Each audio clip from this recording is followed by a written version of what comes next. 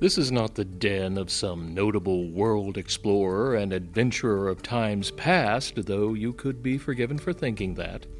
This is actually an ongoing exhibit at the Houston Museum of Natural Science, the Cabinet of Curiosities. This is a really amazing exhibit. It was sort of grew organically over the years as an idea from the president of the museum, Joel Barsh. He had seen a picture of one of the old Cabinet of Curiosities in a book, and it looked almost exactly like this room. And he wanted something like this so that patrons could actually interact with objects and touch them gently and to really kind of explore science in an organic kind of a way. That's how this exhibit came to be. Originally in the age of exploration, when men were traveling to different countries, unknown lands, they would collect natural items, also anthropological items from different peoples that they met, and they brought these collections home. And then during the Age of Enlightenment, they started to kind of put them into collections so that they could study them. They called themselves natural philosophers at the time, and these were their collections that they could kind of show how smart and intellectual they were sort of to the world or to others. The cabinets grew into larger and larger collections as people merged their collections together, and eventually some of these collections became institutionalized into some of our very first natural science museums or natural history museums. One of the most unique aspects of the exhibit, for longtime museum goers anyway, is that there is no glass in those cabinets. The items actually encourage patrons to touch them. That is a very purposeful design.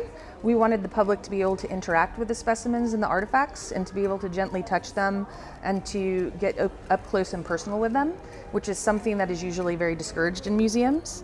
So that is why the open concept here. There's also lots of nooks and crannies everywhere. In keeping with how the original cabinets were, we also have lots of pull-out drawers, which are exciting, especially for the kids, because they can come in and see what's in each little secret drawer. You get permission to be nosy. It's kind of like looking around in somebody's attic and going into different, little areas and snooping around and seeing. So speaking of attics, whose attic did all these cool things come from? Well, most of the stuff for this exhibit came from our teaching collection, not from the main collection, because obviously you can't touch, artifacts and specimens that are highly valuable. But we do have a collection here that we use in education, so the kids can handle things and the adults also can handle things, and a lot of that is from that collection. For more information, go online to www.hmns.org. We don't have a close date. Hopefully, if I have my way, it might become sort of a permanent type of an exhibit and kind of growing and changing over time. I think this is a great place to bring kids and kind of introduce them to the concept of thoughtful collecting and to introduce them to kind of the wonder and curiosity of science, especially natural science. So it's something that you really don't want to miss. For Stafford Magazine, this is Randall Williams.